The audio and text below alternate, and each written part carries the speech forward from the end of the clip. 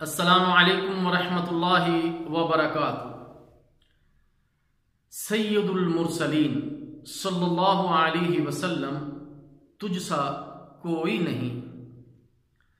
رسول اللہ صلی اللہ علیہ وسلم نے ارشاد فرمایا، قیامت کے دن میں تمام انسانوں کا سردار ہوں گا اور اس پر مجھے کوئی فخر نہیں۔